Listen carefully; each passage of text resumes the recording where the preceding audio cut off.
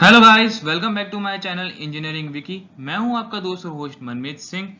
आज हम फिर से इजी वे में refrigeration and air conditioning subject को आगे लेके जा रहे हैं। But before moving forward, let me tell you about what we are going to cover in this video. Topics are non cyclic and cyclic type of refrigeration.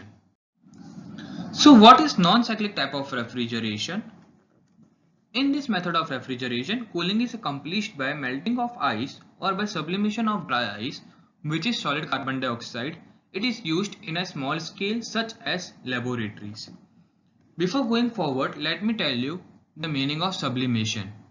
It is a transformation of a substance from the solid phase to the gaseous phase in the absence of its liquid phase. तो इस चीज़ को समझने के लिए मेरे पास एक example है। मैं आपके सामने वो एग्जांपल को रखता हूँ और समझाता हूँ कि वो चीज़ है क्या। तो आप देख सकते हैं, मैंने यहाँ पे दो अलग अलग आइस के क्यूब्स रखे हुए हैं। जो पहला आइस का क्यूब है वो हमने फॉर्म किया है H2O से, मतलब वाटर से फॉर्म किया है। एंड सेकेंड जो हमने आइस फॉर्म करी है वो ड्राई आइस जो हमने फॉर्म करी है वो CO2 से फॉर्म करी है, मीन्स कार्बन डाइऑक्साइड से फॉर्म करी है। तो जैसे आप देख सकते हैं, जो हमारी आइस है वाटर से जो हमने फॉर्म करी हुई है उसके तीन फेसेस हैं, frozen face, liquid phase and gaseous face. मतलब इसके अंदर सब्लिमेशन इफेक्ट नहीं है, क्योंकि हमने डेफिनेशन के अंदर बोला था सब्लिमेशन इफेक्ट वो होता है जिसके अंदर डायरेक्टली कन्वर्जन होता है सॉलिड फेस से गैसियस फेस के अंदर and with the absence of liquid phase. But यहाँ पे हमारे पास लिक्विड फेस है।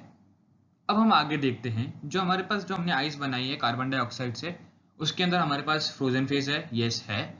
देन गैसियस फेस है, यस है। बट हमारे पास मिसिंग है यहाँ पे लिक्विड फेस।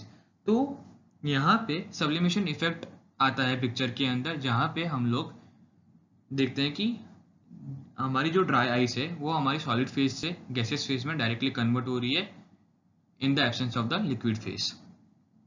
अब इसकी प्रॉपर्टी क्या है, किस तरह से ये यूज होता है non cyclic type of refrigeration के अंदर, अब हम वो देखते हैं। As at minus 78.5 degrees Celsius, carbon dioxide converted from solid to vapor. So as it comes in contact with any body whose temperature is even about at room temperature gets cool because solid dry ice absorbs heat from object so that substance get cooler. अब सीधी सी बात है कि हमारी जो solid carbon dioxide है वो हमारी -78.5 degree पे ही कन्वर्ट हो जा रही है वेपर फॉर्म के अंदर। तो जो मेरी आइस होगी उसका टेम्परेचर बेसिकली -78.5 डिग्री से कम ही होगा।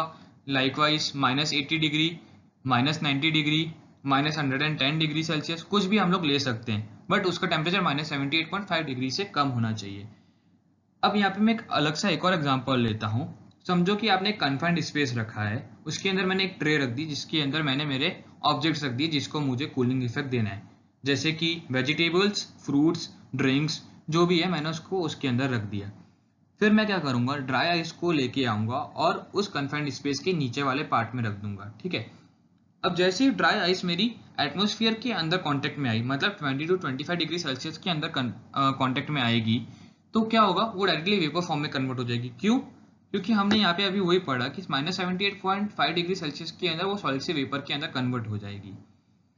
As per the law of heat transfer हमको मालूम है कि जितना टेम्परेचर डिफरेंस ज्यादा उतना हमको हीट ट्रांसफर रेट ज्यादा मिलेगा। तो यहाँ पे हमारे पास पॉजिटिव 25 डिग्री सेल्सियस है और जो हमारी आइस है वो -78.5 डिग्री सेल्सियस या -80 डिग्री सेल्सियस, -90 डिग्री सेल्सियस या -110 डिग्री सेल्सियस के ऊपर है। तो जितना माइनस के अंदर टेम्परेचर हमको कम मिलेगा उतना हमको हीट ट्रांसफर रेट ज्यादा मिलेगा। अब इसमें क्या होगा कि जैसे वो कांटेक्ट के अंदर आया उस ऑब्जेक्ट के साथ, तो क्या हुआ, उसने उसकी हीट एकदम से एब्जॉर्ब कर ली और इसने अपना पूरा कूलिंग इफेक्ट उसके अंदर रिलीज कर दिया। It is as like as natural type of refrigeration. इसके अंदर मैंने कोई भी प्रोसेस का यूज नहीं किया, लाइक मैं कंप्रेशन प्रोसेस यूज नहीं कर रहा हूँ, कोई कंडेंसिंग प्रोसेस नहीं यूज कर रहा हूँ, मैं कोई भी मैकेनिकल वर्क नहीं दे रहा हूँ। ये जो भी प्रोसेस हो रहा है डायरेक्टली हो रहा है, कुछ उसकी प्रॉपर्टीज है जो उसकी खुद की ओन प्रॉपर्टीज है, उसके बेसिस के ऊपर इसका रेफ्रिजरेशन इफेक्ट हो रहा है, तो उसको हम लोग नेचुरल टाइप ऑफ रेफ्रिजरेशन बोल सकते हैं। अब इसके अंदर नॉन साइक्लिक टाइप क्यों है ये? तो नॉन साइक्लिक टाइप का मतलब ये है कि इसके अंदर कोई भी मेरी साइकिल रिपीट नहीं हो रही है। उसका रीजन ये है कि एक बार मैंने कार्बन डाइऑक्साइड की जो आइस है मैंने उसको एक बार यूज कर लिया, एक बार वो वेपर फॉर्म में कन्वर्ट हो गई, तो उसके बाद मैं उसको वापस यूज नहीं कर सकता, वो रीयूजेबल नहीं है। इसके लिए उसको non cyclic type of refrigeration बोला जाता है, और यही इसका सबसे बड़ा डिसएडवांटेज है कि मैं उस आइस को वापस यूज नहीं कर सकता। मतलब मुझे वापस अगर रेफ्रिजरेशन इफेक्ट चाहिए तो मुझे दूसरी ड्राई आइस का यूज करना पड़ेगा। Now the question is, what is cyclic type of refrigeration? In this method of refrigeration, system consists of refrigeration cycle where heat is absorbed from a lower temperature space and rejected to the high temperature by the means of external work. तो जैसे कि मैंने मेरे first lecture के अंदर भी इस चीज़ के बारे में मेंशन किया था कि हम एक रेफ्रिजरेशन सिस्टम लेते हैं जिसके अंदर हम लोग हीट एब्जॉर्ब करेंगे लोअर टेम्परेचर स्पेस में से, और हम उसको रिमूव कर देंगे हायर टेम्परेचर स्पेस के अंदर बाय द वर्क। अब इस चीज को इजीली समझने के लिए मैं आपके सामने एक मिनी क्लिप रख रहा हूं और उसके बेसिस पे आपको समझाता हूं वो प्रोसेस है क्या। जैसे कि आप यहाँ पे देख सकते हैं कि यहाँ पे एक साइकिल कंटिन्यूशन में चल रही है, दो फैंस लगे हुए हैं और कुछ एरोस कंटिन्यूशन में मूव हो रहे हैं। तो सबसे पहले मैं आपके सामने क्लियर कर देता हूँ, ये जो ब्लू साइड है वहां पे आपको कूलिंग इफेक्ट मिल रहा है। उसके बाद ये जो ऑरेंज साइड है वहां पे हमको हीटिंग इफेक्ट है। मैं किस तरह से वो भी समझा देता हूँ। तो जैसे कि ये जो हमारा ब्लू साइड है, ये वाला साइड, इसको हम बोलते हैं इवोपोरेटर स्पेस, जहाँ पे हम लोग हीट एब्जॉर्ब करते हैं from the confined space and वहां से हम वहां पे कूलिंग इफेक्ट को रिलीज करते हैं। जैसे कि आप देख सकते हैं कि यहाँ पे जो एरोज जा रहे हैं वो कूलिंग इफेक्ट के एरोज जा रहे हैं, ठीक है। तो यहाँ पे मेरा रेफ्रिजरेंट फ्लो कर रहा है कंटिन्यूशन में, वो रेफ्रिजरेंट जाता है हमारे अंदर कंप्रेसर के अंदर जा रहा है। वहां पे क्या हो रहा है, कंप्रेसर के अंदर वो रेफ्रिजरेंट हीट अप हो जाता है, कंप्रेस्ड हो जाता है, जिसकी वजह से यहाँ पे हमने ऑरेंज कलर का इंडिकेशन दिया हुआ है, वो आगे और फ्लो होता है, जिसके अंदर हम क्या करते हैं, हीट को रिजेक्ट कर देते हैं। जैसे कि आप देख सकते हैं हमने यहाँ पे हीट को रिजेक्ट कर दिया एटमोस्फेयर के अंदर। अब जैसे हमने हीट को रिजेक्ट कर दिया एटमोस्फेयर के अंदर तो क्या होगा, थोड़ा कूल डाउन हो जाएगा, बट कूल डाउन होने के बाद भी हमको और कूलिंग इफेक्ट चाहिए, तो हम यहाँ पे क्या करेंगे, एक्सपांडिंग डिवाइस का यूज करेंगे। एक्सपांडिंग डिवाइस को यूज करने के बाद वही वापस रेफ्रिजरेंट फ्लो हो जाता है इवोपोरेटर स्पेस के अंदर, जहाँ पे हमको रूम के अंदर कूलिंग इफेक्ट मिलता है। तो ये जिसके अंदर आप देख सकते हो कि यहाँ पे कंटिन्यूसली एक प्रोसेस चली जा रही है। तो वो जो कंटिन्यूशन प्रोसेस है उसी को हम बोलते हैं cyclic type of refrigeration process, which is as like as mechanical type of refrigeration.